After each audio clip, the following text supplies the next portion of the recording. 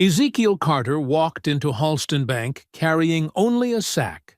To Richard Halston, he was nothing more than a tired old black man, just another nuisance cluttering up the polished lobby. The marble floors reflected laughter as clerks smirked and customers whispered, amused when Ezekiel calmly declared the bank belonged to him. Security shoved him hard, dragging him toward the street as mocking voices rose in chorus. Their cruelty echoed, certain they had crushed a fool's delusion. But behind Ezekiel's quiet eyes lay something none of them imagined. What began as laughter in that glittering lobby would not end in laughter because they had just mocked the wrong man. Before we go any further, comment where in the world you are watching from and make sure to subscribe, because tomorrow's story is one you don't want to miss. The morning sun streamed through the tall windows of the Chase branch in downtown Atlanta, casting long shadows across the polished marble floor. The lobby hummed with activity as customers shuffled in line and tellers counted money behind their stations. A middle-aged white woman in an expensive blazer adjusted her pearl necklace, her manicured fingers fidgeting with the clasp as she watched the entrance. "Did you see that strange old man outside?" she whispered to another customer.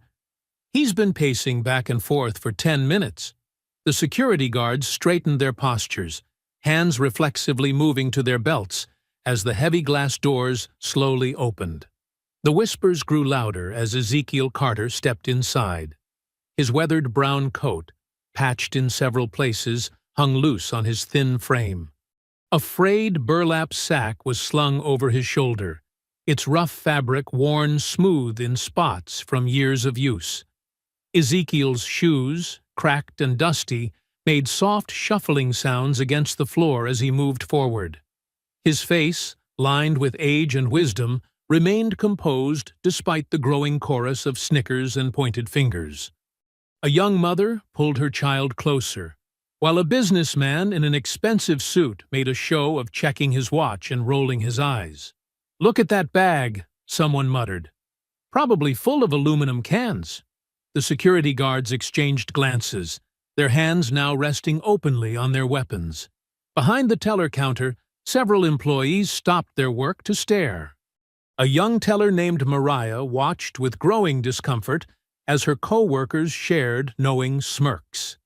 Ezekiel reached the center of the lobby, his presence commanding attention despite his humble appearance. He stood straight, his dignity evident in his bearing, and looked around the room with clear, intelligent eyes.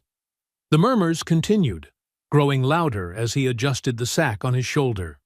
"This bank," he announced in a voice that carried across the marble floor, "is mine." For a moment, silence fell over the lobby. Then, like a dam breaking, laughter erupted from every corner. The woman with the pearls covered her mouth with one hand, her shoulders shaking with barely contained mirth. A group of young professionals near the deposit slip counter didn't bother hiding their amusement, pointing and guffawing openly. "Did you hear that?" a man in a pinstripe suit called out.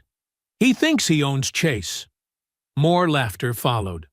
Richard Halston, the branch manager, emerged from his office, his face flushed with anger.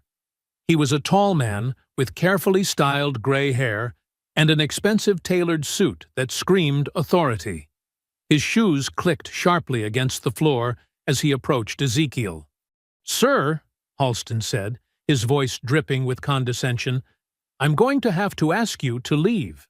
He gestured to the security guards, who began moving forward. Ezekiel didn't flinch. "I have documentation," he began, but Halston cut him off with a sharp wave of his hand. "Documentation?" Halston's voice rose, playing to his audience. "The only documentation you need is the exit sign." Several customers chuckled at this, emboldening him further. "Security, please remove this individual from the premises." The guards approached Ezekiel from both sides, their faces stern. One reached for his arm, but Ezekiel pulled away with surprising agility. "You're making a mistake," Ezekiel said calmly, even as the guards grabbed his arms. "I can prove The only mistake, Halston interrupted loudly, was letting you through the door. We don't serve your kind here. A collective intake of breath followed his words. Some customers looked uncomfortable, but most continued to watch with amused interest as the guards began forcibly moving Ezekiel toward the exit. Your kind? Ezekiel repeated softly, his voice carrying despite its quietness. And what kind would that be, Mr. Halston? The manager's face reddened further. The kind who doesn't know their place, he snapped. The kind who comes in here making ridiculous claims and disturbing honest customers.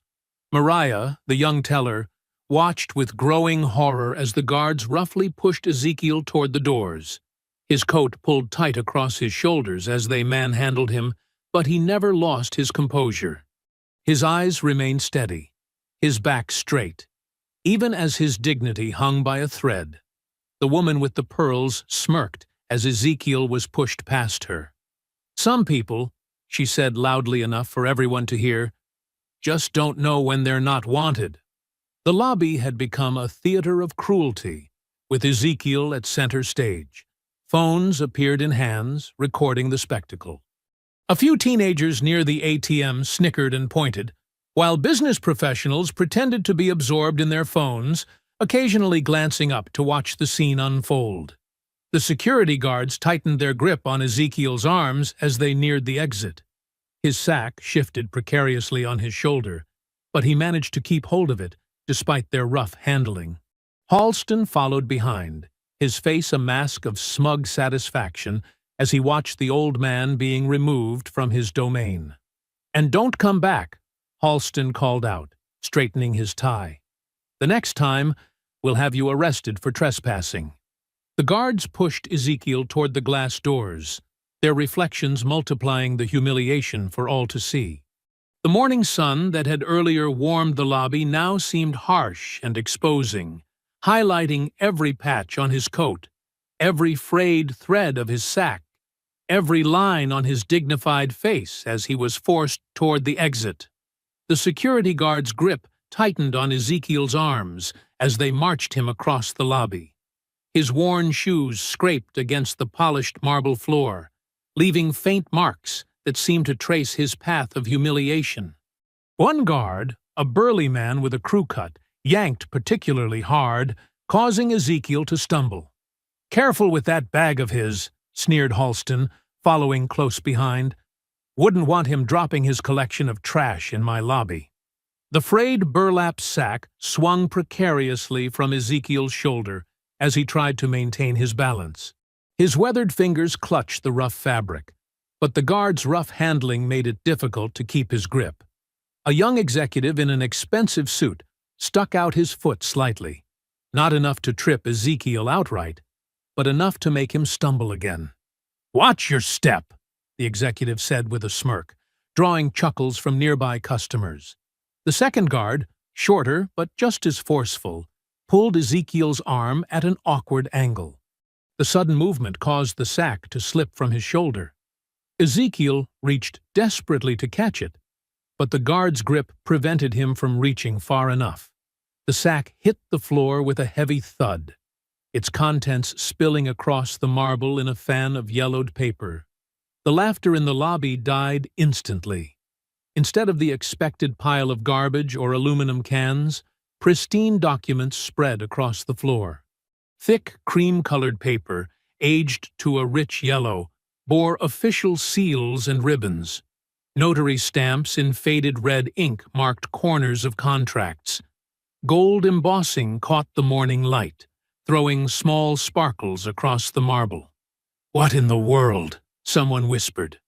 The woman with the pearl necklace leaned forward, her eyes widening as she recognized the official seal of the state of Georgia on one of the documents. A businessman who had been laughing moments before adjusted his glasses, squinting at the dates visible on some of the papers, dates from decades ago. Mariah Daniels, the young teller who had watched the scene with growing unease, stepped out from behind her counter. She knelt down and picked up one of the documents that had slid near her station. Her dark fingers trembled slightly as she held the paper up to the light. "This is a property deed," she said, her voice clear in the suddenly quiet lobby. "It's got Mr. Carter's name on it, Ezekiel Carter." Halston's face flushed darker than before. "Put that down immediately," he snapped, striding toward her. "That's nothing but garbage. Probably fake documents he printed at the library." But Mariah's eyes stayed fixed on the paper, taking in the official notary seal, the careful calligraphy, the unmistakable signs of age. "This is real," she said, looking up at Halston. "This paper is at least 50 years old.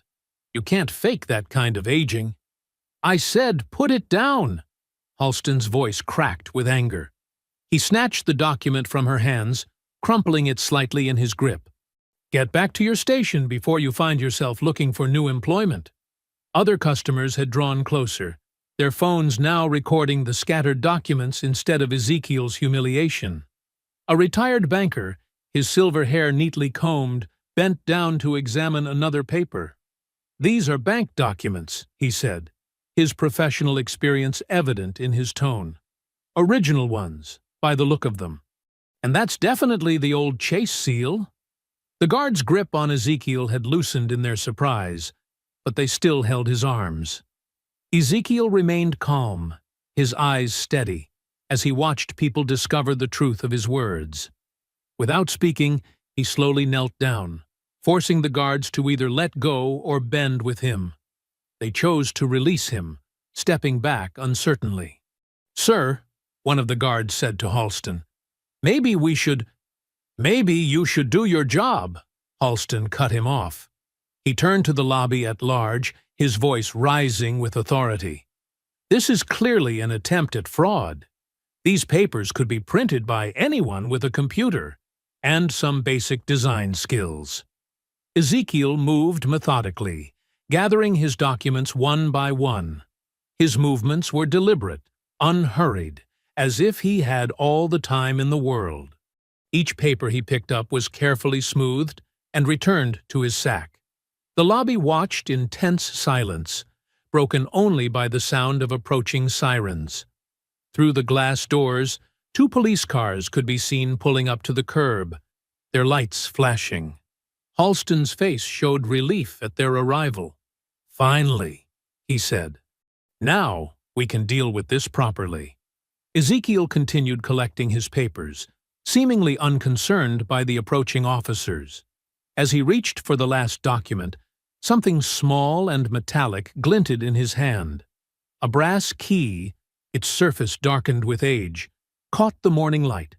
The metal was worn smooth in places from years of handling, its teeth still sharp and precise despite its obvious age. He gripped the key firmly, his dark fingers contrasting with the aged brass. Rising slowly to his feet, sack once again secure on his shoulder, Ezekiel lifted his eyes to meet Halston's gaze. His expression remained composed, dignified, showing neither fear nor anger despite the morning's humiliation. The police officers reached the doors, their uniforms casting shadows through the glass.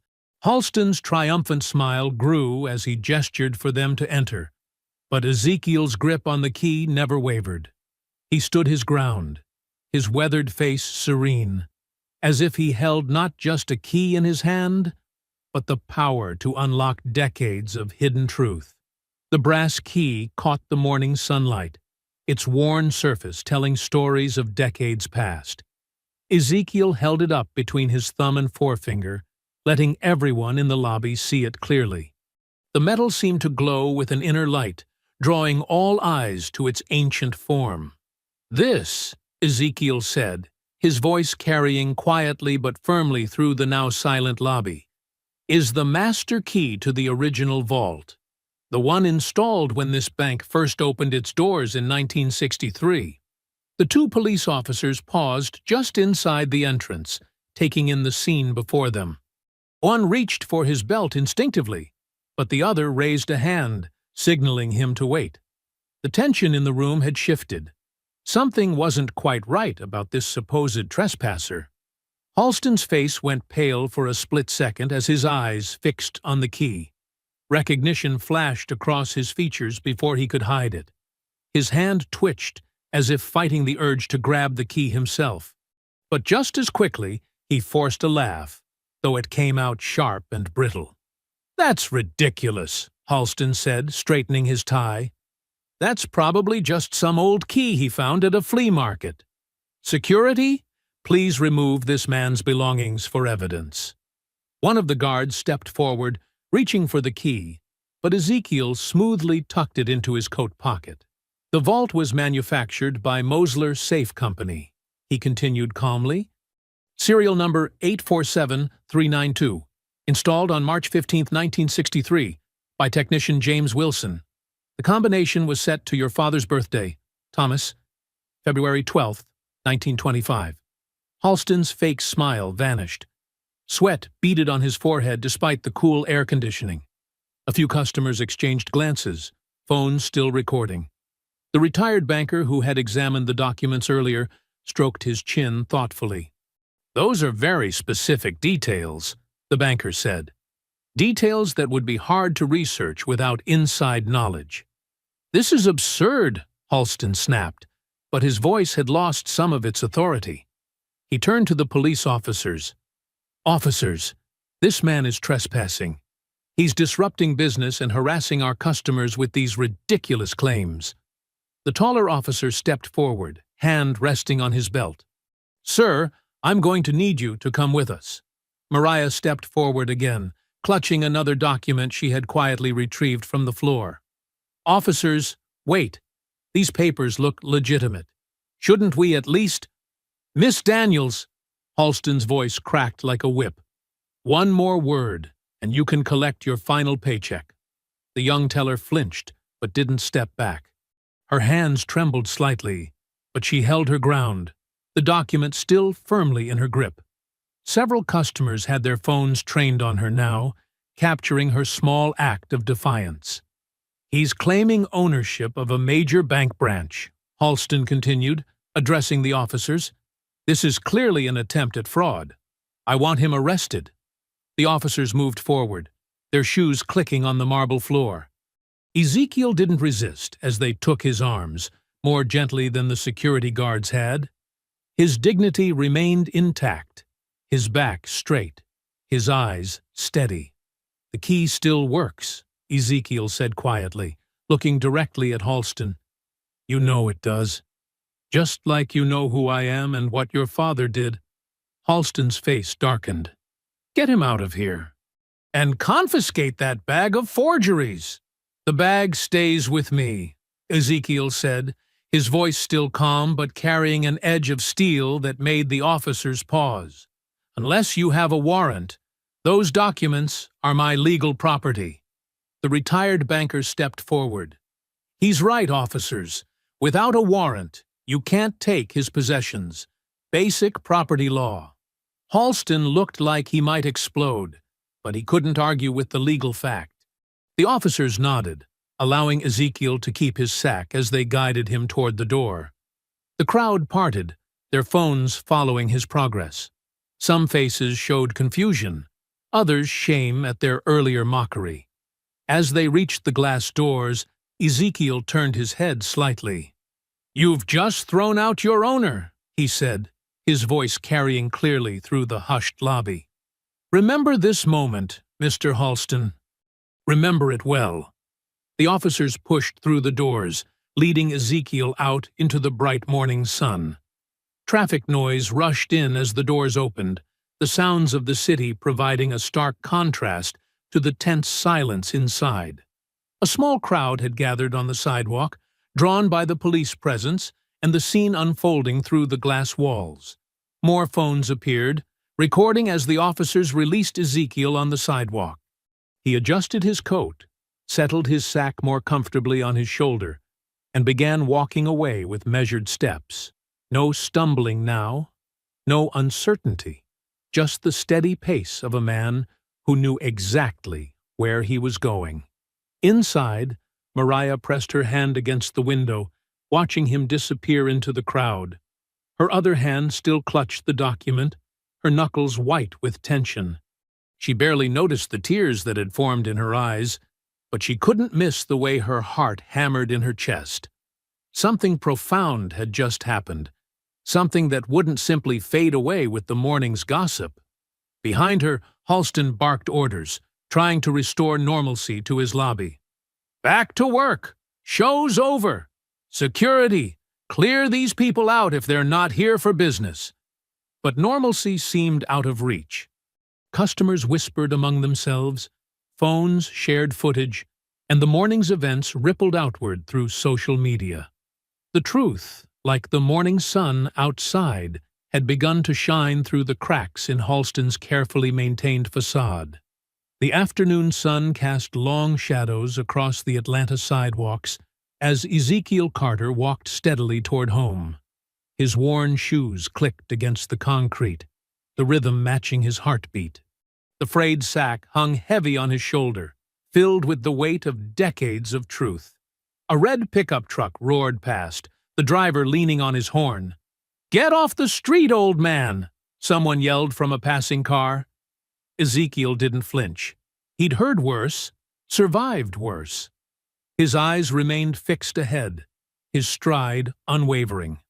The viral videos from the bank were already spreading. People on the street pointed and whispered. Some pulled out their phones to take more pictures of the crazy old man who claimed to own a bank. A group of teenagers on the corner snickered as he passed. "Hey, mister!" one called out. "Which bank you gonna buy next?" Ezekiel turned the corner onto a quieter street, leaving the mockery behind. The neighborhood changed quickly. Pristine office buildings gave way to older apartments. Clean sidewalks became cracked concrete. His world. The real world, away from the marble floors and polished brass of downtown. He climbed the worn stairs to his third-floor apartment, each step deliberate. The key scraped in the lock, not a fancy brass vault key, just a simple door key that stuck sometimes. Inside, the afternoon light filtered through thin curtains, illuminating walls lined with cardboard boxes and filing cabinets. To anyone else, the small room might have looked cluttered, maybe even obsessive. But every box, every file, every yellowed paper had its place in the story. Decades of evidence, carefully preserved. Ezekiel set his sack down beside a box labeled 1963 Original Documents. The room smelled of old paper and furniture polish. Ezekiel kept everything clean, organized. A single bed sat in one corner, neatly made. A small kitchen area occupied another, the counters spotless. A wooden table with 2 chairs stood in the center, its surface clear except for a lamp and today's morning paper. He sank into one of the chairs, his bones aching from the day's confrontation. The room darkened as clouds passed over the sun, and his mind drifted back to that spring morning in 1963. "This is going to change everything, Thomas." Young Ezekiel stood in an empty storefront, plans spread across a makeshift table. He was wearing his best suit, the one he'd saved 3 months to buy. A bank that serves everyone, treats everyone with respect. Thomas Halston nodded, his blonde hair catching the sunlight. "First integrated bank in the state. It's revolutionary, Zeke." He clapped Ezekiel on the shoulder. "Your business sense and my family connections, we can't fail." They'd met at a real estate seminar where Ezekiel was the only black attendee. Thomas had been different from the others, had seen past color to recognize Ezekiel's sharp mind for business. Together, they drafted plans for a new kind of bank. The memory shifted, blurred, reformed. 6 months later, the bank was open, successful. But something had changed in Thomas's eyes when he looked at Ezekiel. The warmth had gone cold. "Be reasonable, Zeke." Thomas's voice echoed across his mahogany desk. "The other banks won't work with us if they know you're co-owner. The board members are threatening to pull out. Think of the bigger picture." "The bigger picture?" Ezekiel's hands gripped the chair. The bigger picture was changing things, making them right. Or was that just talk? Another shift. Late night at the bank. Ezekiel discovering the forged documents, his name erased, ownership transferred. Thomas's signature on everything. Legal tricks and loopholes exploiting laws designed to keep black men powerless. "You can fight it," Thomas said, not even bothering to deny it. "But who will the courts believe? A respected businessman from an old family, or—" He let the words hang. Ezekiel had walked out that night, dignity intact, but heart shattered. He'd built another life, quietly. Real estate investments, oil rights, community projects. He'd learned to work within the system while gathering evidence, building his case, waiting. The memory faded as the clouds parted, late afternoon sun streaming through the window. Ezekiel blinked, returning to the present. His joints protested as he stood, moving to the small kitchen area. He couldn't afford to get lost in the past. Not now. Not when he was finally ready to act. He warmed up a pot of beans on the hot plate, cut a piece of cornbread from yesterday's batch. Simple food. Good food. Food that reminded him of his mother's kitchen, of lessons learned at her table about dignity and perseverance. The lamp on the table cast a warm circle of light as darkness crept into the room. Ezekiel ate slowly, methodically, the brass key from the bank vault sitting beside his plate. Its surface caught the lamplight, throwing odd shadows across the worn wooden table. Each bite of cornbread took him back, to childhood suppers, to meals shared with Thomas when they were planning the bank, to countless solitary evenings spent building his case. The beans were warm and filling, the cornbread sweet and crumbly. Simple pleasures, but his own. His phone buzzed suddenly, vibrating against the table. The screen lit up with an unknown number, casting blue light across the brass key. Ezekiel paused, spoon halfway to his mouth, watching the phone dance across the wooden surface as it continued to ring.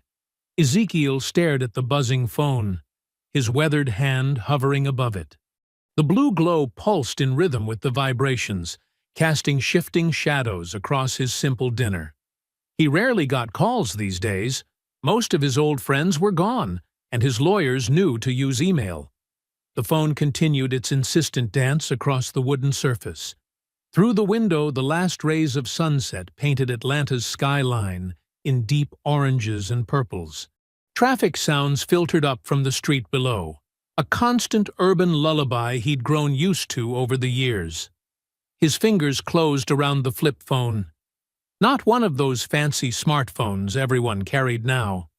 He believed in things that lasted, things you could trust. The plastic was worn smooth from years of handling, the hinge loose but reliable. He let it ring once more, studying the unknown number. In his experience, surprise calls rarely brought good news, but something made him pause.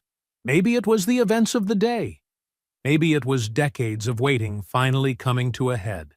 The phone felt heavy in his hand as he flipped it open. "Hello?" His voice was steady, controlled, just as it had been in the bank earlier. "Mr. Carter?" A young woman's voice, hesitant but determined. "This is Mariah Daniels, from the bank today. The teller who picked up your document." Ezekiel's free hand moved to the brass key on the table, fingers tracing its worn edges. "Yes, Miss Daniels. I remember." How could he forget? She'd been the only one who'd shown a flicker of doubt, a moment of humanity.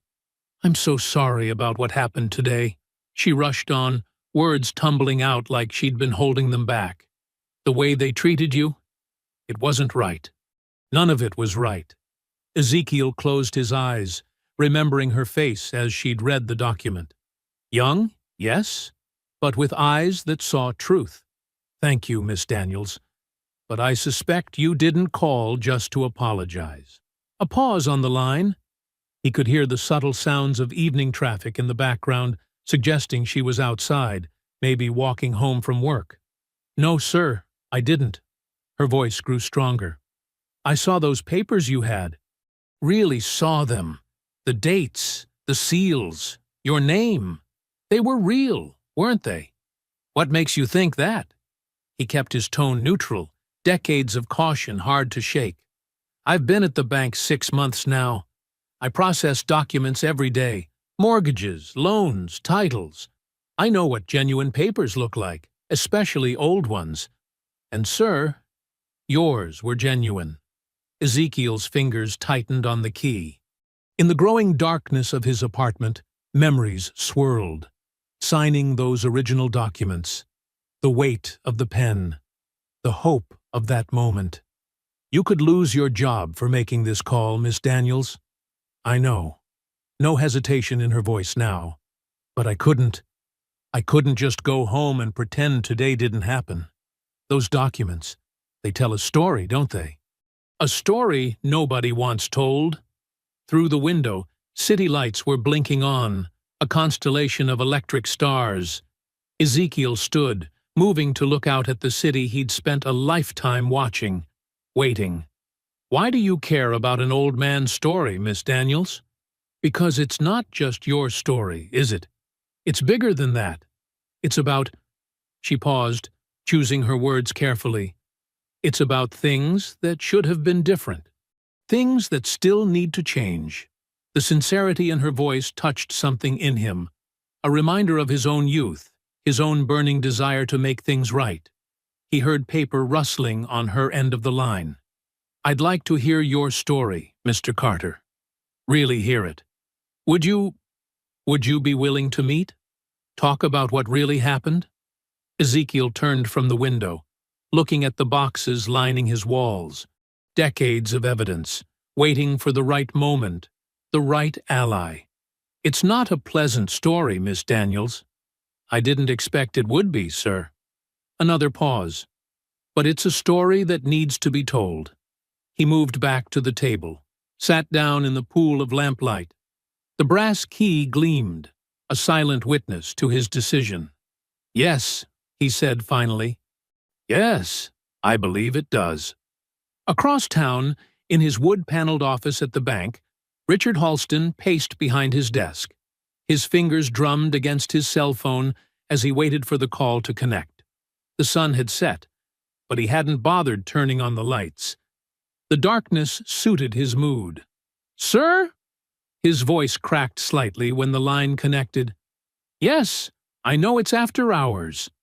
We have a situation. He glanced at the bank's logo on the wall, the Halston name prominent in the design. That crazy old man who came in today? He had documents, old ones.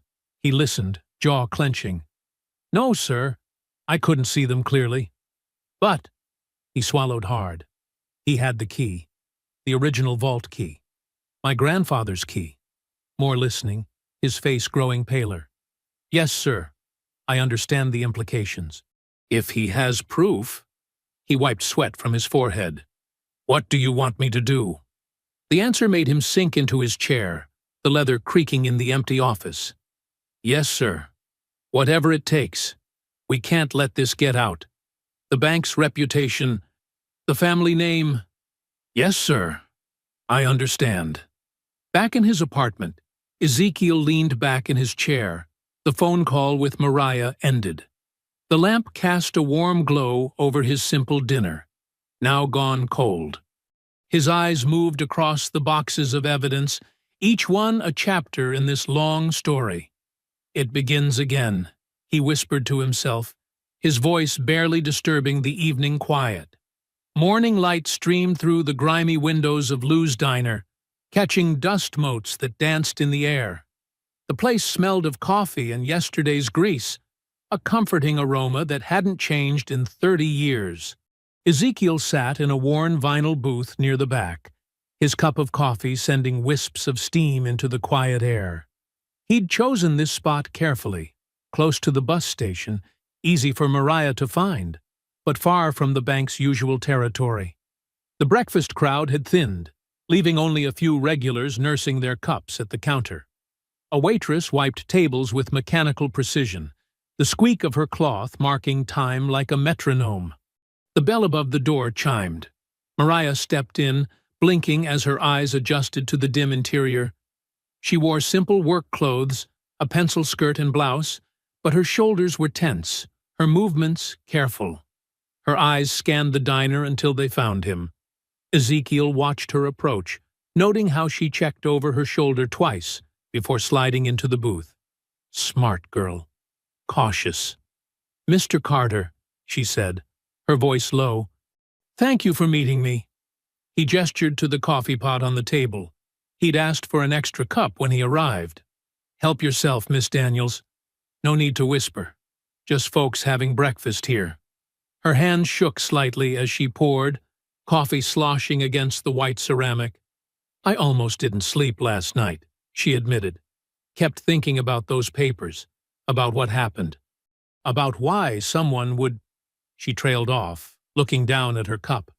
"Why someone would throw an old black man out of his own bank." Ezekiel finished for her. His voice held no bitterness, just a steady certainty. "That's a story that goes back further than you've been alive, Miss Daniels."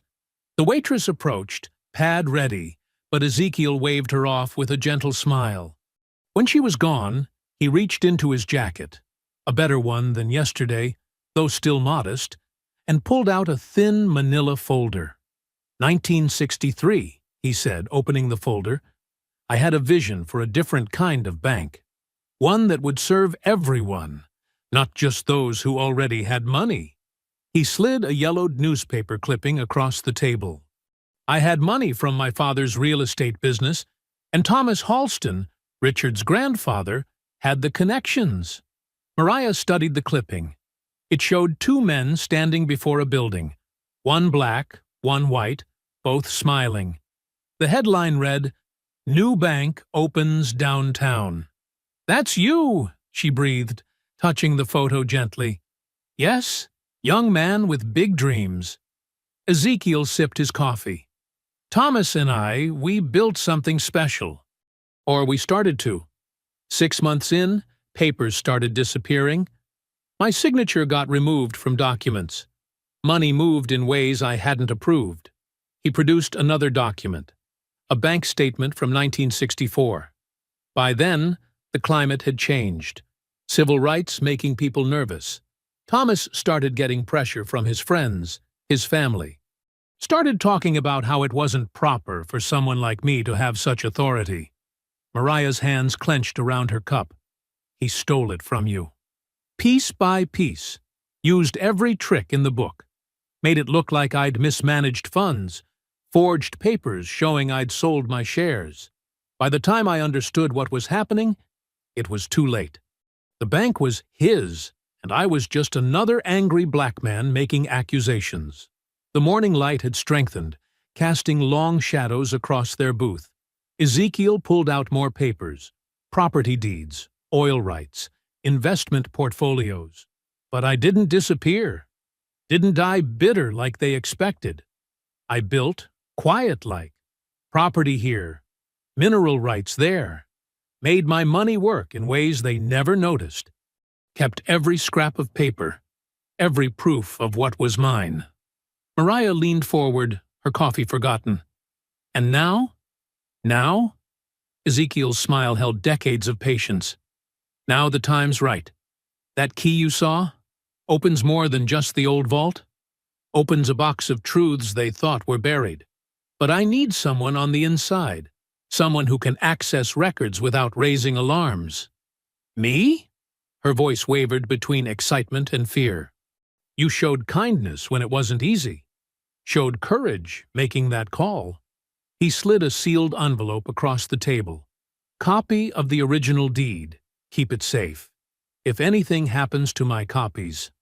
Mariah's hands trembled as she took the envelope, tucking it quickly into her purse. "They'll fight back. When they realize what you're doing." "Already are." Ezekiel's eyes crinkled with knowing. "Richard Halston was on the phone to his bosses before I reached my apartment yesterday. Man, that scared makes mistakes." A bus rumbled past outside, its shadow sweeping through the diner. Mariah straightened her shoulders, determination replacing fear in her eyes. "I'll help you." Whatever you need. This isn't right. What they did. What they're still doing. Ezekiel studied her face, seeing the same fire he'd once had, the same need to make things right. It won't be easy. Might cost you that job you worked so hard for. Some things matter more than a job, Mr. Carter. She met his gaze steadily. My grandmother used to tell me stories about men like you. Men who built things, made things better, then had them taken away. I won't stand by and watch it happen again. He gathered his papers slowly, deliberately. Best head out separately. You first. Bus should be coming soon. Take the back door. Mariah stood, clutching her purse with its precious cargo. I'll start looking through the old records today. Carefully. As she walked toward the back exit, Ezekiel watched her go, feeling a weight lift that he hadn't realized he'd been carrying. Sometimes, he thought, justice needed young hands to help it along. Through the front window, sunlight glinted off something across the street. Two men in dark suits stood by a black sedan, one holding something that caught the light again, a camera lens. They weren't even trying to be subtle. Ezekiel sipped his coffee, letting them take their pictures. Let them see an old man at breakfast. Let them think they knew what was coming. The afternoon sun beat down on the cracked sidewalks of Pine Hills, where Ezekiel walked with unhurried steps. His worn shoes scraped against concrete that had seen better days, much like the neighborhood itself. Children playing double dutch paused their game, whispering and pointing as he passed. That's him, from TikTok, one girl said, her braids bouncing as she nudged her friend. My mama said he's crazy, another child responded, but there was uncertainty in her voice. Ezekiel kept walking, his face calm despite the attention. A group of teenagers lounged on their front steps, phones held up as he approached. He could hear the tinny audio from their screens, his own voice saying, "This bank is mine," followed by mocking laughter. Mrs. Johnson, who'd run the corner store for 30 years, waved him over. "You're all over my grandson's phone, Zeke," she said, concern creasing her weathered face. "They making you out to be some kind of fool." "Let them talk, May," he replied, accepting the cold bottle of water she pressed into his hands. Truth doesn't need defending, just needs time. Inside the store, a small TV mounted in the corner was tuned to a local news channel. Ezekiel watched as shaky cell phone footage played, himself being pushed out of the bank, papers scattering. The anchor's voice carried a hint of skepticism. The incident at downtown's Chase branch has sparked heated debate. While some dismiss the elderly man's claims as delusional, others point to the historical pattern of black business owners being stripped of their assets. A panel of experts appeared, talking over each other. One, a silver-haired financial analyst, scoffed. The idea that someone could secretly own a major bank branch without anyone knowing is simply absurd. Another panelist, a black historian, countered, "Actually, during the mid-20th century, there were numerous cases of African-American entrepreneurs being forcibly removed from their businesses through both legal and illegal means." Mrs. Johnson shook her head, turning down the volume. "My daddy used to tell stories about men like you, Zeke. Men who built something from nothing, only to have it snatched away. History has a way of repeating," Ezekiel said softly, "until somebody breaks the cycle." Outside again, he passed the local barber shop, where men gathered daily to debate everything from politics to sports. Today, their attention was focused on a phone showing a YouTube commentary about him. "Man's got papers, though," one barber argued, clippers buzzing in his hand. "You saw them spill out.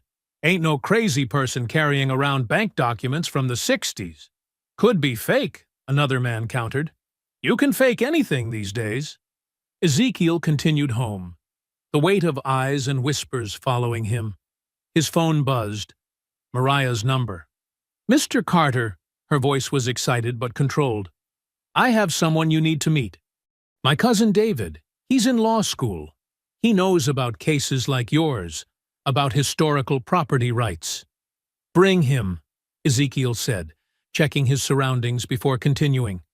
Tonight, after dark. Use the back entrance. Hours later, as evening settled over the city, Mariah arrived with David Wright, tall, serious-faced, wearing wire-rimmed glasses that caught the lamplight. He carried a leather messenger bag stuffed with legal texts. "Mr. Carter," David said, shaking his hand firmly. "I've been studying similar cases in my property law class. The precedents are fascinating, especially regarding hidden ownership and historical documentation." Ezekiel studied the young man's eager face. "You understand the risks? Getting involved in this?" "With respect, sir," David adjusted his glasses. "Some fights are worth the risk. What happened to you? It's not just history. It's happening right now, in different ways. Someone needs to stand up." Ezekiel nodded slowly, then moved to his bed, a simple cot pushed against the wall. He knelt, joints creaking, and pulled up a loose floorboard. From the space beneath, he withdrew a battered steamer trunk, its brass fittings dulled with age. "Been keeping these safe," he said, working the lock. "Waiting for the right moment, the right people." The trunk's hinges groaned as he opened it. Inside, organized with meticulous care, lay dozens of stock certificates, their gold seals still bright. Bundles of letters tied with faded ribbon. Photographs, receipts, bank statements, a paper trail spanning decades. David's eyes widened as Ezekiel began laying the documents on his small kitchen table. "These are original Series A stock certificates," he breathed, handling one with reverence. "And these letters, their correspondence between the original board members? Thomas wasn't careful in the beginning," Ezekiel explained. "Thought he could trust his words to paper because nobody would believe me anyway. Didn't think I'd keep everything." Mariah picked up a photograph, Ezekiel and Thomas Halston standing before the original vault. "The key," she said. "The one you showed at the bank. It's right there in the picture." David was already taking notes, his legal pad filling with cramped writing. "Mr. Carter, these documents, they're not just evidence. They're a timeline of systematic theft. With these, we could not only prove your ownership, but expose decades of corporate fraud." "That's why they're scared," Mariah realized. "The current board, they must know these papers exist somewhere. That's why they acted so fast to discredit you." In the polished conference room on the 30th floor of Chase's corporate headquarters, Charles Halston stood at the window, his reflection hard and cold against the Atlanta skyline. Behind him, 6 lawyers in expensive suits sat around a gleaming mahogany table, papers spread before them like battle plans. "This old fool thinks he can walk in here and threaten everything we've built?" Charles's voice was quiet, but edged with steel. He turned, his tailored suit catching the late afternoon light. At 61, he carried himself with the dangerous grace of a man used to crushing opposition. Richard sat at his uncle's right hand, trying to mirror Charles's composure, but failing to hide his nervous energy. "He's got some kind of papers," he said, fingers drumming on the table. "And that key. Papers can be discredited," Charles cut him off. "Keys can be copied." He nodded to Sandra Porter, their head of legal affairs, who stood and adjusted her glasses. "We've already drafted a comprehensive strategy," she said, distributing folders to everyone present. "First, we file for an emergency restraining order citing harassment and threatening behavior.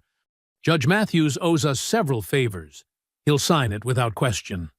Charles picked up his folder but didn't open it. "And the media angle?"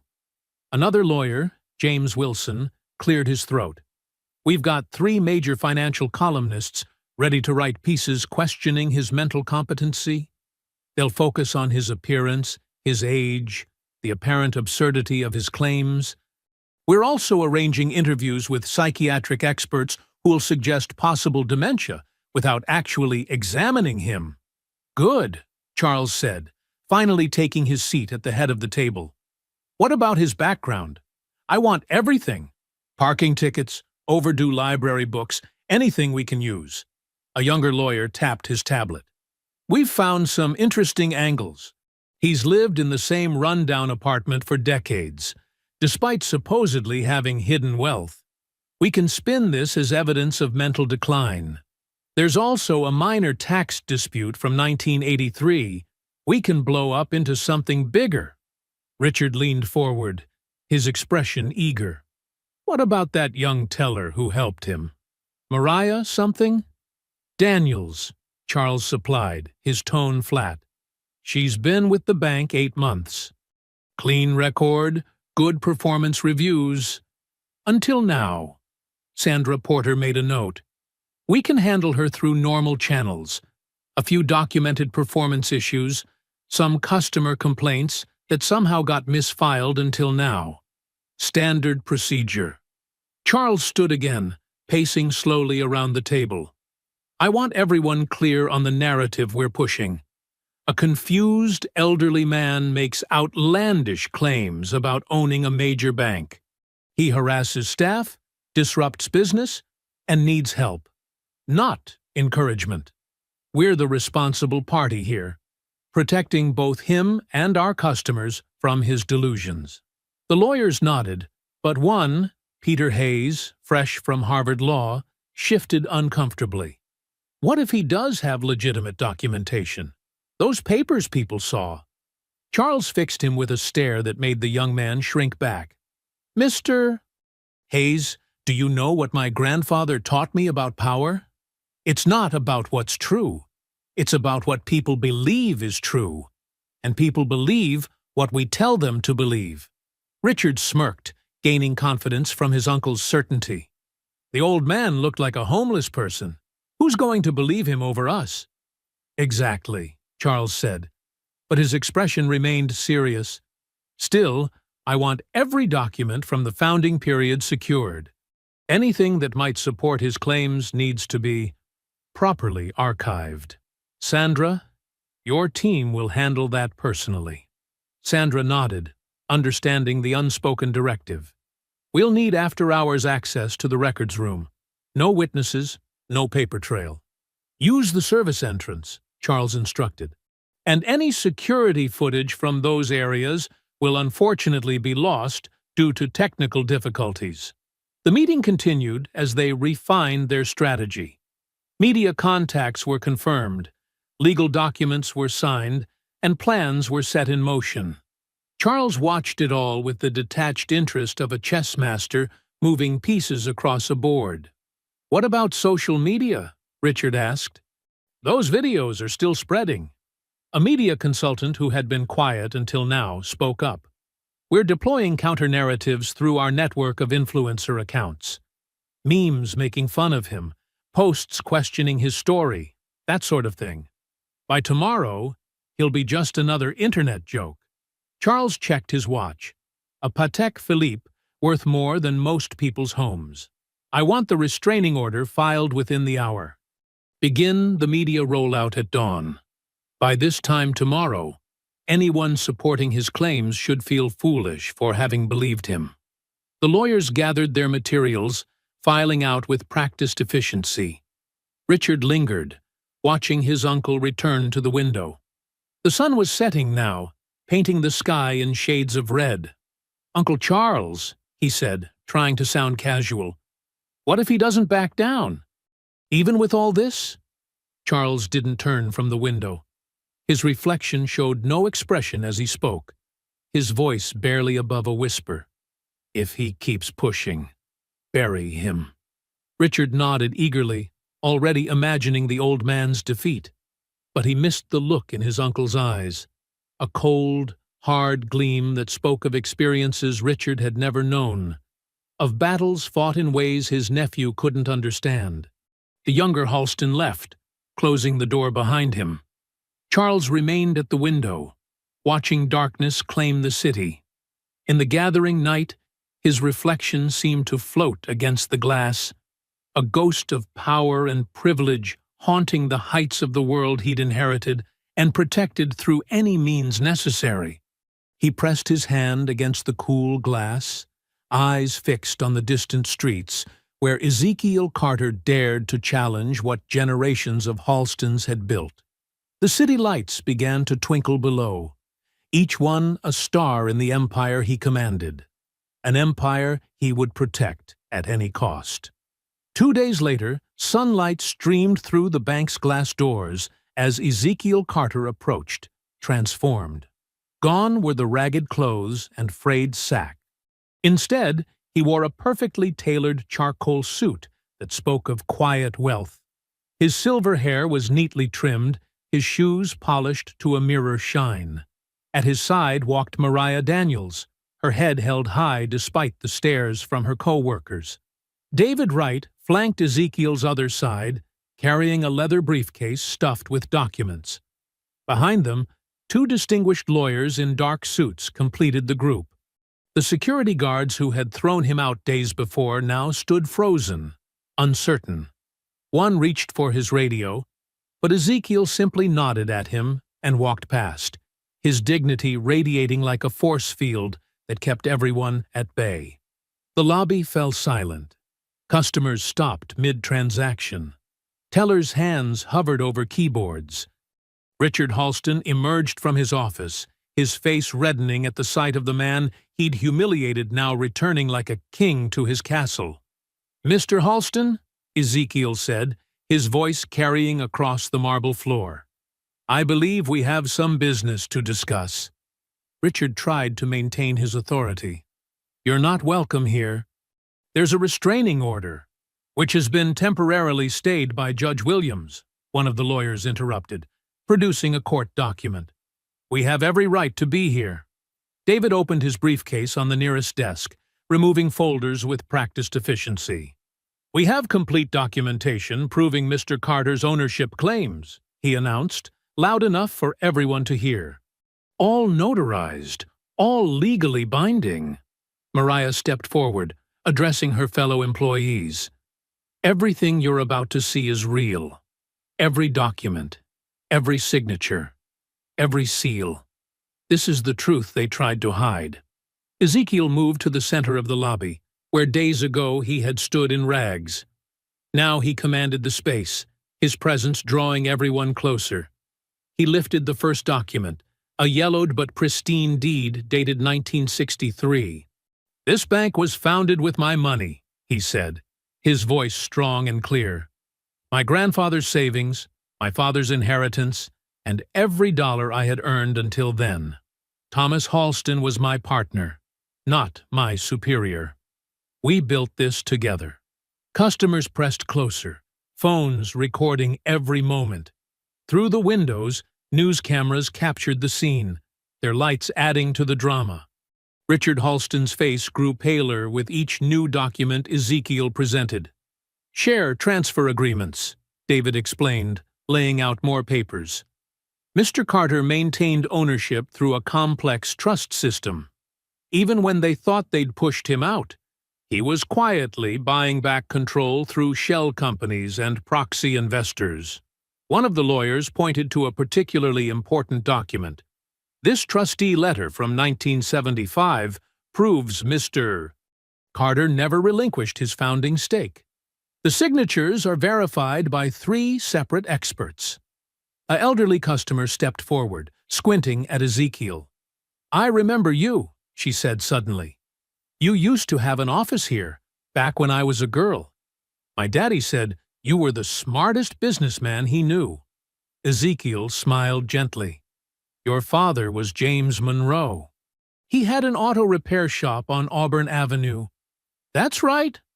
The woman's eyes filled with tears. "They told us you'd sold out and moved away." "They told a lot of people a lot of things," Ezekiel replied, his voice carrying no bitterness, only truth. Mariah organized the documents into clear view on the marble counter. Bank statements showing original deposits, property deeds used as collateral, insurance policies listing Mr. Carter as primary beneficiary. The evidence is overwhelming.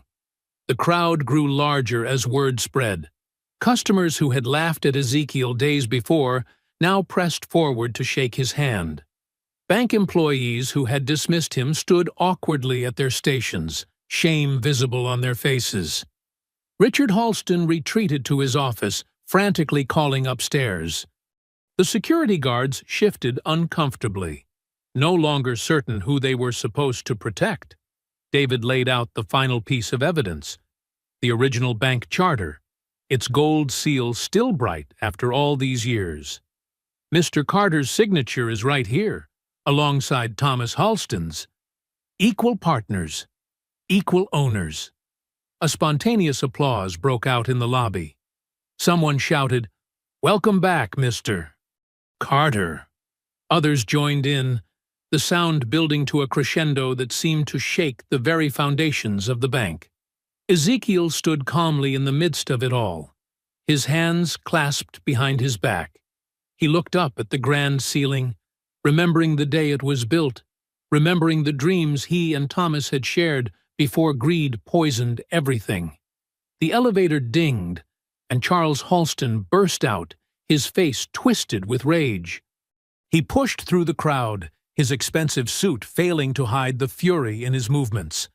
Behind him, a team of corporate lawyers hurried to keep up. "This is absurd!" Charles shouted, pointing at the documents. "These are forgeries, all of them. This man is nothing but a con artist trying to steal what my family built." The crowd fell silent, watching the confrontation. Charles reached for one of the documents, but Ezekiel's hand shot out, catching his wrist with surprising strength. "Your grandfather taught you many things, Charles," Ezekiel said quietly, "but he never taught you the truth about who really built this bank." Charles yanked his hand away, straightening his jacket. His sneer carried all the privilege and prejudice of generations. "These papers are fake," he declared to the crowd, "and I'll prove it." Charles reached into his briefcase, pulling out a leather folder with the bank's gold emblem. "If you want truth," he announced to the crowd, "here it is." He withdrew a document, its edges crisp despite its apparent age. "A full sale agreement," Charles declared, holding it up for all to see. Dated September 15, 1965. Mr. Carter sold every share he owned to my grandfather for the sum of $50,000. He passed copies to the reporters who had gathered, complete with notary stamps and witness signatures. The mood in the lobby shifted. Phones that had been recording Ezekiel's triumph now turned to capture his apparent downfall. Charles walked the room like a prosecutor before a jury, his confidence growing with each step. "Look at the signatures," he urged, pointing to the bottom of the page. "Compare them to the ones on his so-called proof. Our document examiners have already confirmed. This sale agreement is authentic." Ezekiel studied the paper, his face betraying nothing. But Mariah saw his hands trembling slightly as he held the document. David leaned in close, whispering, "That's impossible. We checked everything." Charles wasn't finished. He produced more papers from his folder.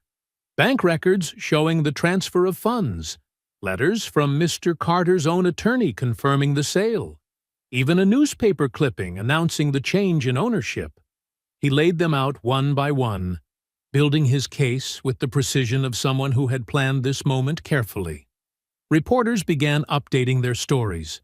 Phones buzzed with notifications as news sites reversed their headlines. "Ownership claim debunked" flashed across screens. The customers who had cheered Ezekiel minutes ago now stepped back, doubt clouding their faces.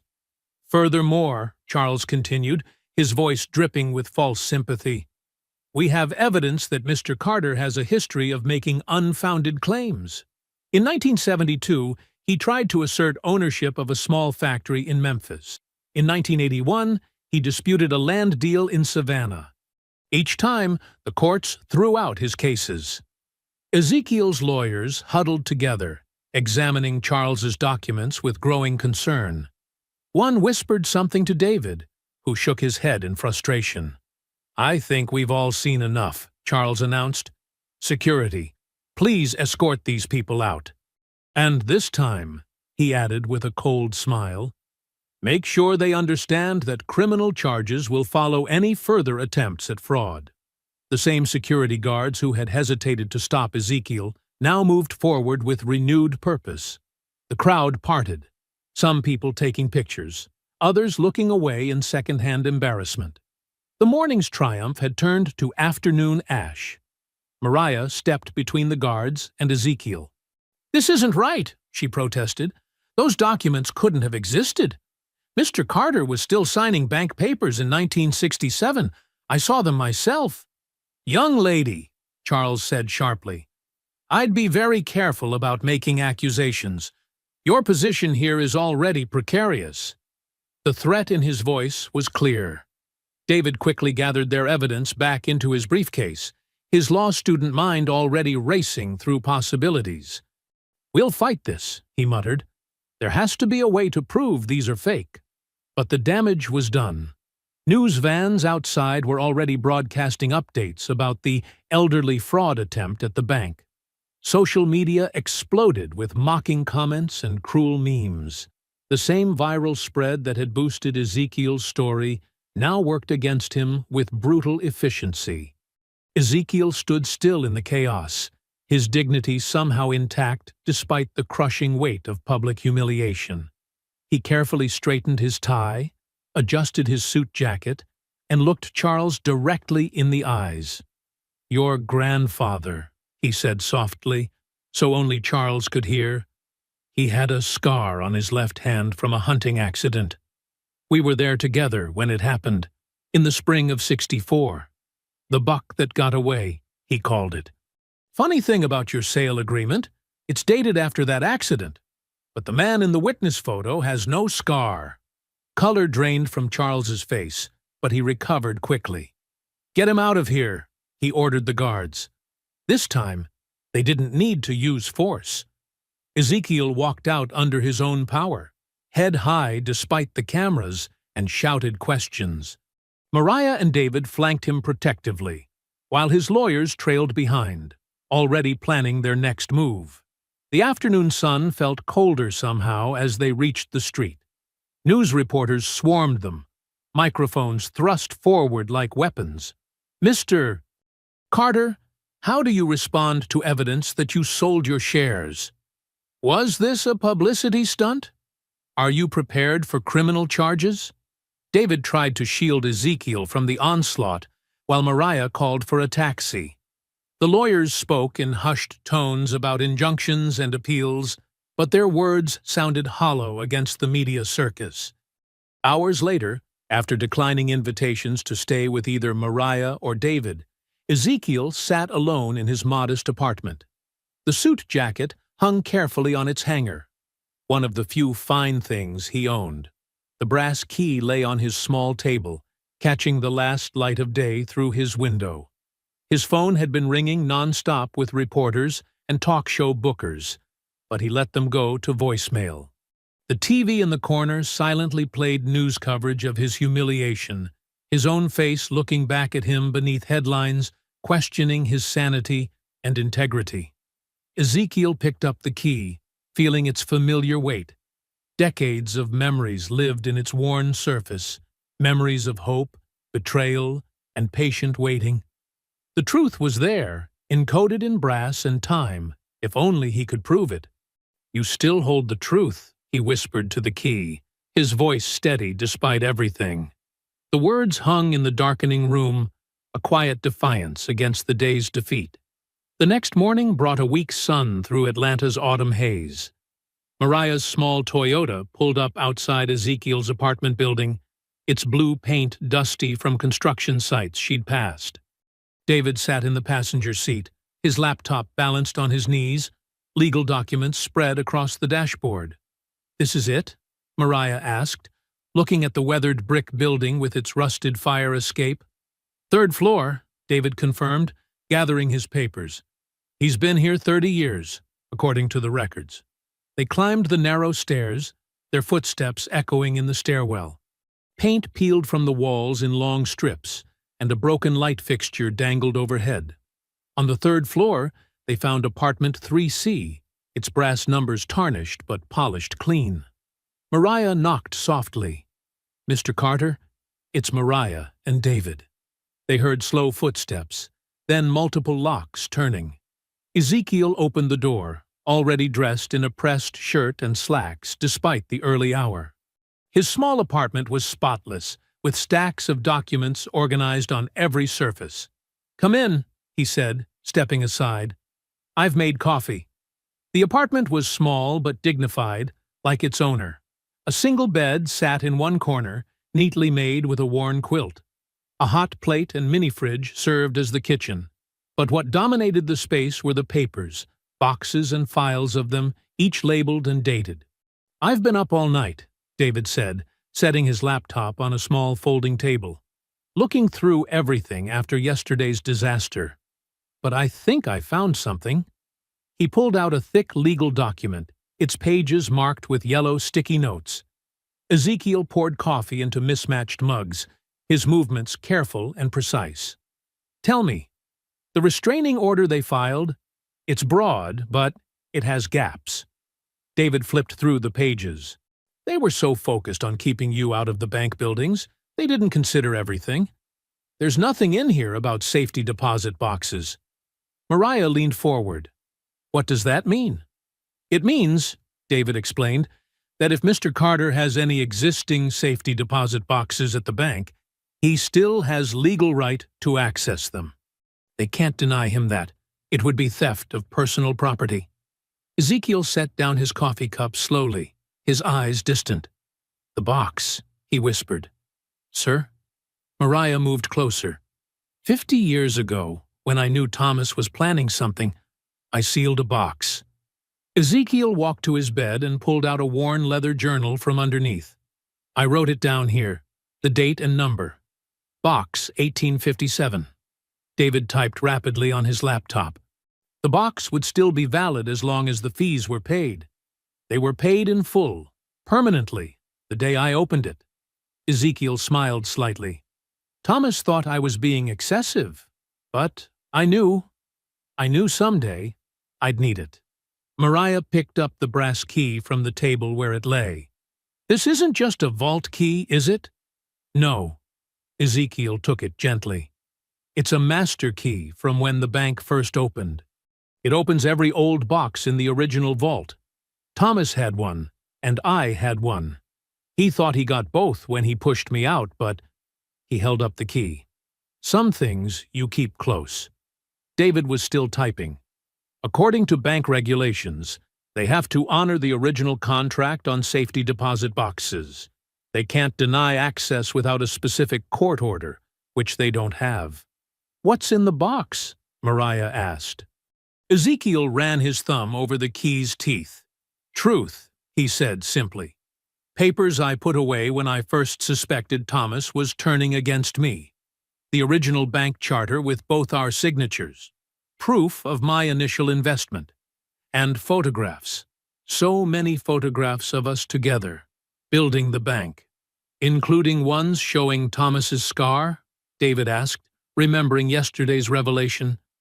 "And ones from before it." Ezekiel nodded. "Dated and stamped by the photographer's studio. Proof their documents are forged." Mariah started pacing the small room. "We need to get to that box before they realize this loophole exists. They'll try to block it as soon as they figure it out." "We'll need witnesses," David said, "and video evidence of everything. They might try to claim we planted something in the box." Ezekiel stood straighter, energy flowing back into his frame. "I've waited 50 years to open that box again. Every morning, I'd wake up and tell myself, not today, but soon. Now, it's today." They quickly formed a plan. David would bring 2 law school colleagues to witness and document everything. Mariah would take a personal day from work. She had enough sick time saved up. They'd arrive separately, meet in the bank lobby, and proceed together. "They'll try to stop us," Mariah warned as she helped Ezekiel put on his suit jacket. "Richard will be furious." "Let him be," Ezekiel said calmly. "Fury makes men sloppy." My patience has outlasted their arrogance for 50 years. It can last one more day. David packed his briefcase with relevant laws and regulations, ready to cite them if needed. Mariah checked her phone's camera settings, ensuring she could record everything clearly. Ezekiel stood by his window, key in hand, looking out at the city he'd helped build. "Ready?" Mariah asked, her hand on the doorknob. Ezekiel slipped the key into his pocket and straightened his tie. The morning sun caught his face, highlighting the determination in his eyes. Yesterday's defeat had faded, replaced by the steady resolve that had carried him through decades of waiting. "Ready?" he said, and led them out into the morning light. The peach-tree branch sat quiet in the late morning sun, its granite facade gleaming. Unlike the downtown location, this older building still had its original architectural details, carved columns and brass fixtures that spoke of a different era. The same era when Ezekiel had first walked these marble floors as an owner, not a supplicant. They arrived separately as planned.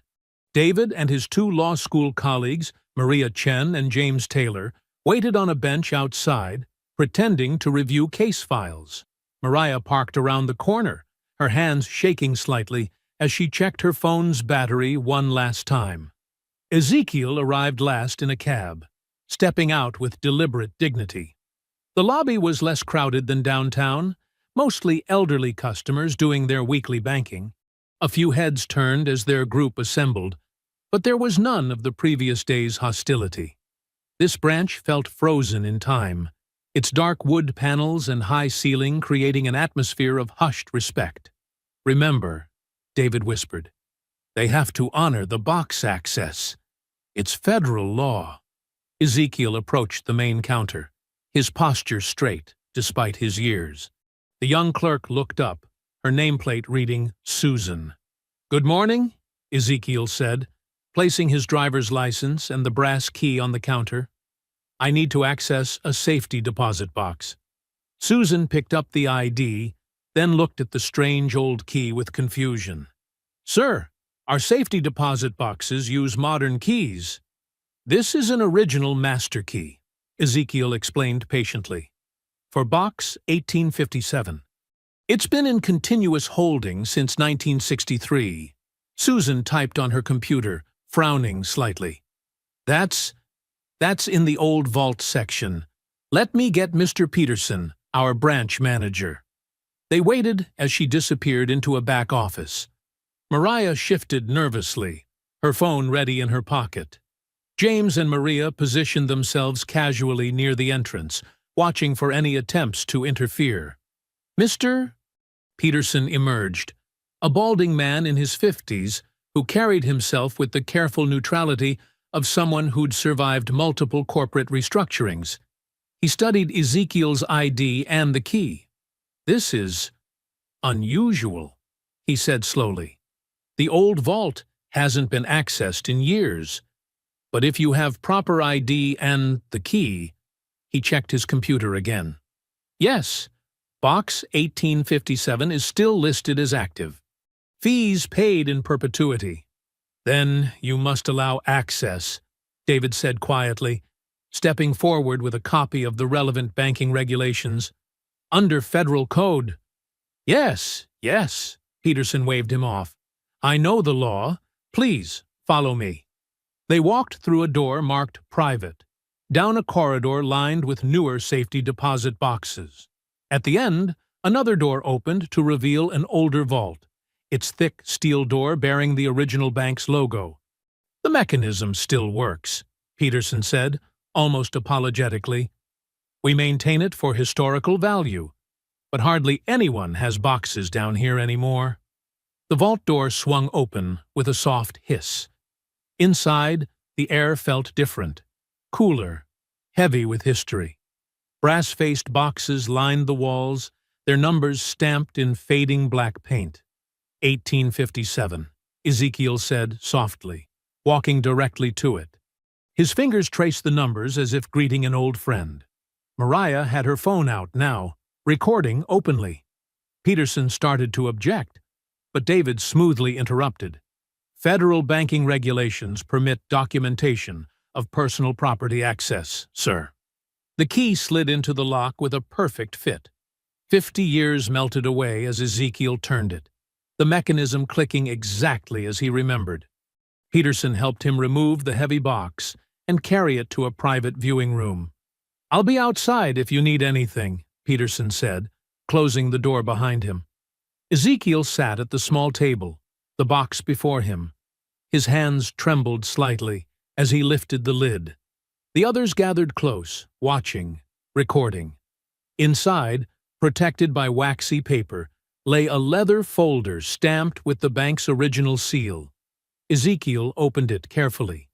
The charter's paper had yellowed, but the ink remained clear and dark. 2 signatures side by side, Thomas Halston and Ezekiel Carter, dated April 15, 1963. "Look," Mariah whispered, pointing to the ownership percentages clearly listed. Carter, 51%, Halston, 49%. Beneath the charter lay a stack of letters, all in Thomas Halston's distinctive handwriting. David began reading them aloud, his voice growing stronger with each revelation. "Dear Ezekiel, the additional funds you've provided have saved us from certain collapse. I acknowledge your majority stake and commit to repaying—" He moved to the next letter. "Your investment in the new branch has exceeded expectations.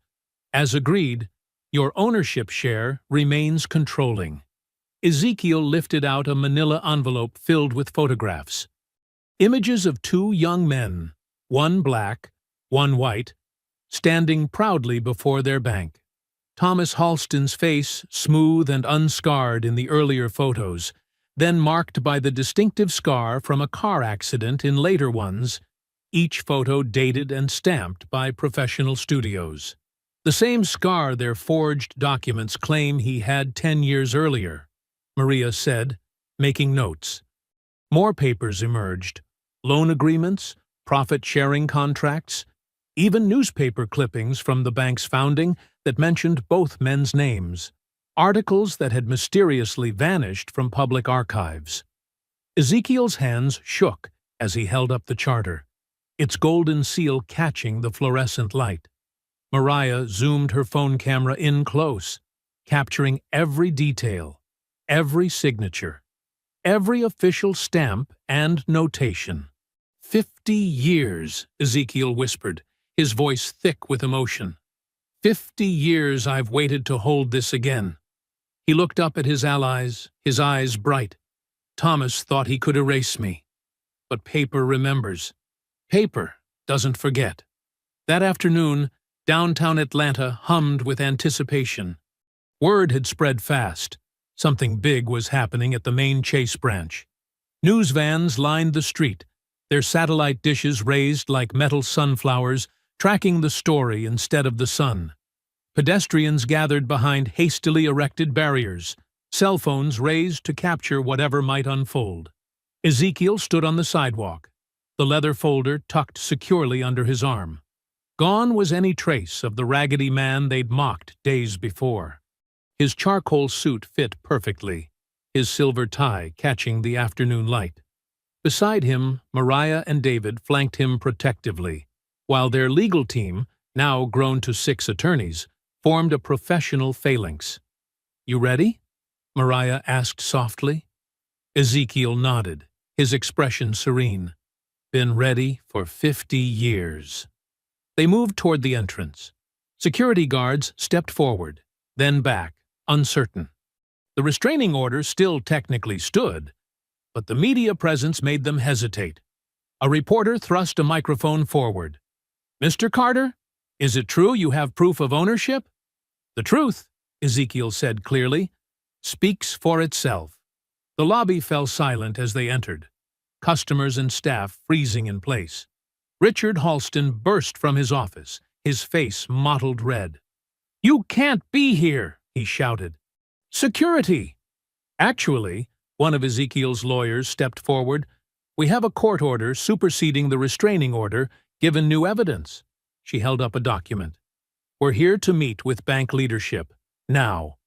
Richard's phone buzzed. He answered, listened, his face darkening. "Yes, Uncle. They're here." A pause. "Yes, sir." He pointed toward the conference room, trying to maintain his sneer, but failing. "Fine. 10 minutes." They filed into the large corner conference room with its wall of windows overlooking the city. Cameras pressed against the glass from outside, their flashes creating a stuttering light show. Inside, Charles Halston already sat at the head of the table, his expensive suit a armor of privilege. "This is harassment," Charles said flatly. "Whatever forged nonsense you've drummed up—" "Forged?" Ezekiel's voice carried quiet authority as he placed the leather folder on the table. "Like the documents you created? The ones showing your father with a scar he didn't get until 1975? He carefully opened the folder. "Or perhaps you mean these originals, stored in your own bank's vault for 50 years?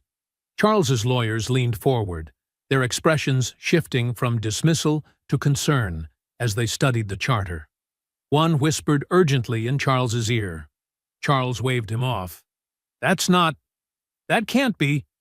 "The original charter," Ezekiel continued, his voice carrying to the cameras pressing against the glass, "showing 51% ownership. Witnessed, notarized, and registered with the State Banking Commission." He laid out the letters one by one. "Your father's own words, acknowledging my role, my investment, my ownership. The real story of this bank's founding." Richard grabbed for one of the letters, but Mariah was faster, sliding it away. "Careful," she said. "These are legal evidence now." More whispers between Charles and his lawyers. One stood up, gathering his briefcase. "Mr. Halston, I cannot continue to represent you in this matter." He walked out, followed by two others. Charles's face had gone from red to pale. "You think you can walk in here and take what my family built? After all these years? Your family?" Ezekiel's voice carried decades of patient strength. "Your father built nothing alone. My money saved this bank 3 times in its first year. My connections brought in our first major accounts. My work laid this foundation." He placed the photos on the table. "And your father knew it, until greed poisoned his mind." The remaining lawyers huddled, papers rustling. Outside, the crowd had grown, pressing against the windows. Phones live-streamed every moment. Richard paced, tugging at his collar. Charles stood suddenly, his chair scraping back. "This is all lies! Fake documents! He's trying to steal!" His hand shot out for the charter. Several things happened at once. Mariah's phone captured his movement. Security cameras whirred, and 2 police officers who had been quietly summoned stepped into the room. "Mr. Halston," one officer said firmly, "please step back from the table." "This is my bank," Charles shouted, spittle flying. "You can't." "Actually," the second officer said, producing handcuffs, "we have a warrant regarding attempted fraud and falsification of banking documents. The FBI's white-collar division has been quite interested in some recent discoveries." Charles looked wildly around the room, finding no allies. His remaining lawyers stared at the floor. Richard backed away, hands raised. The officers moved forward. "Charles Halston, you're under arrest for attempted fraud, falsification of federal banking documents, and conspiracy to commit financial crimes." The handcuffs clicked shut. "You have the right to remain silent." Ezekiel remained seated, watching calmly as Charles was led away, shouting threats and promises of retribution. The charter lay open before him, its truth finally free after 50 years of darkness. Through the windows, the crowd erupted in cheers as Charles emerged in handcuffs. Phones recorded his perp walk to the waiting police car. Reporters shouted questions. The afternoon sun caught the bank's brass letters above the door, and for the first time in decades, they seemed to shine with their original promise. Richard slumped in a corner chair, all arrogance drained away. Mariah carefully gathered the documents, returning them to their folder while David coordinated with the remaining legal team. The truth had come home at last. Morning sunlight streamed through the hotel conference room's tall windows, catching dust motes that danced above the sea of eager reporters. Camera crews jostled for position, their equipment creating a forest of microphones, boom poles, and lighting rigs. The air hummed with anticipation and the soft murmur of journalists checking their equipment. At precisely 9 o'clock, Ezekiel Carter stepped onto the small raised platform, flanked by Mariah and David. His presence commanded immediate attention, his dignified bearing a stark contrast to the chaos of the press corps. He wore a deep navy suit, his silver tie matching the distinguished gray at his temples. The sack that had once held his precious documents now rested in a display case behind him, a symbol of his journey. "Good morning," he began, his voice steady and clear. The room fell silent. Yesterday marked the end of a 50-year injustice and the beginning of a new chapter in this bank's history. Camera shutters clicked rapidly as he gestured to a screen where FBI financial forensics were displayed. Federal investigators have confirmed what I've known since 1963. The Halston family, beginning with Thomas Halston and continuing through his son Charles, engaged in systematic fraud to erase my role as founding partner and majority shareholder. David stepped forward, pointing to specific documents. The investigation revealed decades of forged signatures, backdated contracts, and deliberately altered records. The Halstons exploited the racial prejudices of their era, assuming no one would believe or support Mr. Carter's claims. A reporter's hand shot up. "Mr. Carter, how did you survive all these years without access to your rightful assets?" Ezekiel's eyes crinkled slightly. "I never stopped working. While they thought they'd stripped me of everything, I built quietly. Real estate investments, oil rights, community development projects. I learned patience from my grandmother, who taught me that justice might sleep, but it never dies." Mariah touched his arm gently, then addressed the crowd. "Working with Mr. Carter these past weeks has shown me what true dignity looks like. The same man they mocked in rags now stands before you as exactly who he always was. A brilliant businessman and a man of unshakable character." Another reporter called out, "Can you confirm the arrests this morning?" "Yes," David responded, consulting his notes. Richard Halston was arrested at 6 a.m. at his home. Additional charges of conspiracy and evidence tampering have been added to both his and Charles Halston's cases. The FBI has frozen their personal assets pending investigation into decades of financial misconduct. Ezekiel raised his hand for quiet as the room erupted with questions. "The past cannot be changed," he said firmly. "But the future, that we can shape.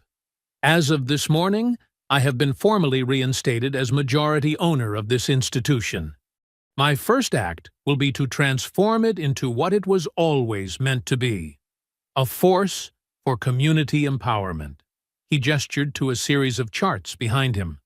"Effective immediately. We're establishing a $50 million fund for small business loans in underserved neighborhoods. We're creating educational scholarships, first-time homebuyer programs, and financial literacy initiatives. This bank was built with the dreams of common people. It's time it served those dreams again." The announcement drew applause from the gathered press. Even hardened reporters found themselves moved by the justice of the moment. A veteran journalist stood, his voice carrying years of cynicism and newfound hope. "Mr. Carter, why didn't you give up? 50 years is a long time to wait." Ezekiel's response came slowly, weighted with half a century of patience. "Because truth doesn't expire. Because my father taught me that a man's dignity isn't in his clothes or his position, but in his character. And because I knew that one day I would walk back into that lobby not as a man they could mock, but as the man I always was. Questions continued for another hour. Reporters pressed for details about the fraud investigation, the bank's future plans, and the dramatic story of the safety deposit box key. Through it all, Ezekiel maintained his composed demeanor, neither gloating nor bitter. As the conference wound down, Ezekiel, Mariah, and David made their way through the hotel's marble corridors toward the bank's main branch. The short walk drew crowds of onlookers, many calling out congratulations or asking for photos. Ezekiel acknowledged them with gentle nods, but kept walking. They paused at the bank's entrance, the same doors through which security had once pushed him. Through the glass, they could see staff gathered in the lobby, their faces a mix of shame and uncertainty. "Ready?" Mariah asked, just as she had the day before. Ezekiel straightened his tie. "Been ready for 50 years, he replied with a small smile. The doors opened. The lobby fell silent. Where once there had been mockery and disdain, now there was only respect. Staff members who had laughed at his ragged clothes now bowed their heads as he passed. The security guards who had manhandled him stood at attention, their eyes downcast. Ezekiel's footsteps echoed on the marble floor as he walked to the center of the lobby. He paused there, looking up at the soaring ceiling, then at the faces around him. No words were needed. The truth had spoken. Justice had awakened, and dignity, patient, unwavering dignity, had triumphed. The afternoon sun cast long shadows through the executive office's floor-to-ceiling windows, warming the polished mahogany desk where Ezekiel Carter now sat. His weathered sack, the same one that had drawn sneers and mockery weeks ago, rested prominently on the corner of the desk, its frayed edges a testament to years of patient waiting. Ezekiel ran his fingers along the desk's smooth surface, remembering how Thomas Halston had once sat here, smugly certain that no one would ever believe the claims of a black man who'd been wronged. The office still held echoes of old power, but now it breathed new purpose. A gentle knock interrupted his thoughts. Mariah entered, carrying a stack of financial reports, and wearing her new badge that read Senior Vice President of Community Relations. "The first scholarship applications are already coming in," she said, settling into one of the leather chairs across from him. "People are calling it the Dignity Fund. That wasn't even our idea. The community started it." Ezekiel nodded, a small smile playing at the corners of his mouth. "Dignity. That's what they tried to take from me that day I walked in. Not just my bank, but my dignity." "But you never lost it," Mariah said firmly. "Even when they were laughing, even when security was pushing you out, you had more dignity than anyone in that lobby." He reached for the old sack, gently patting its worn fabric. "My grandmother made this sack for me when I was just starting out. Said a man needs something to carry his dreams in." He chuckled softly. "Never imagined it would carry 50 years of proof instead." Through the open door, they could hear the bustling sounds of the bank lobby below. The atmosphere had transformed completely. Where there had once been cold efficiency and subtle discrimination, now there was warmth and genuine welcome. Employees who had once judged customers by their appearance now greeted everyone with equal respect. "Mr. Carter," Mariah began, then corrected herself. He'd asked her to use his first name. "Ezekiel. I never properly thanked you for trusting me that day. When I called you after hours, you could have hung up, could have assumed I was trying to trap you somehow." He turned from the window to face her. "You showed me something rare that day, genuine concern for justice. Not just sympathy, but a willingness to act." He gestured to her new badge. "That's why you're sitting where you are now." A young clerk appeared at the door with more papers requiring signatures. These were for the new community investment programs, small business incubators, first-time homeowner assistance, financial literacy workshops. Each signature represented another brick in the foundation of what the bank should have been all along. The Halston family built their fortune on stolen dreams, Ezekiel said as he signed. Now we'll build something better on restored ones. Through the glass walls of his office, he could see customers entering the bank. Their faces were different now, hopeful, confident. An elderly woman in a church hat waved up at him, and he waved back. A young man in work boots stood straighter as he approached a teller, no longer afraid of being judged. "We've already approved 15 small business loans this morning," Mariah reported, her voice bright with enthusiasm. "The review board is prioritizing applications from neighborhoods that have never had fair access to capital before." Ezekiel stood and walked to the window, gazing out at the Atlanta skyline. 50 years ago, he'd stood on these same streets, watching his dream being stolen. Now he stood above them, watching it being reborn. "You know what means the most?" he said quietly. "Not the vindication, not even getting the bank back. It's seeing people walk in here with their heads held high, knowing they'll be treated with respect." A group of young entrepreneurs waited in the lobby, their business plans clutched hopefully in their hands. They weren't wearing expensive suits or carrying designer briefcases, but their dreams were just as valid, their potential just as vast. "We're setting up the scholarship foundation next week," Mariah reminded him. "The board suggested naming it after you." Ezekiel shook his head. "Name it after my grandmother.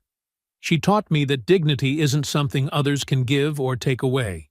It's something you carry inside, like those papers in that old sack." The afternoon light shifted, painting the city in shades of amber and gold. Below, the steady stream of customers continued.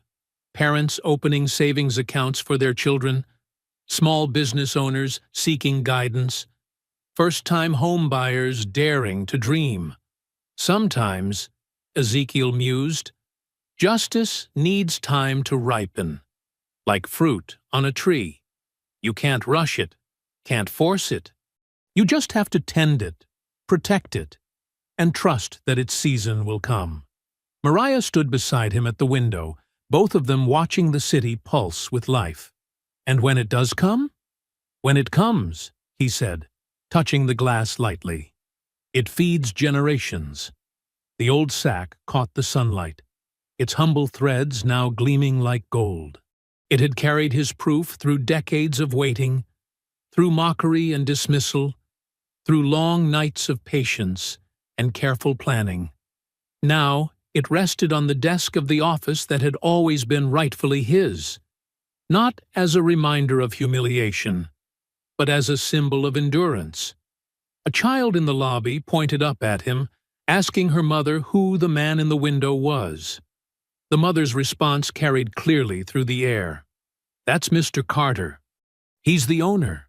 He teaches us that justice might take time, but it always comes to those who keep their dignity." Ezekiel smiled at the distant skyline, at the city that had witnessed both his pain and his triumph. His voice was barely a whisper as he spoke the words he'd waited 50 years to say: dignity restored. Justice served. I hope you enjoyed that story. Please share it with your friends and subscribe so that you do not miss out on the next one. In the meantime, I have handpicked 2 stories for you that I think you will enjoy. Have a great day.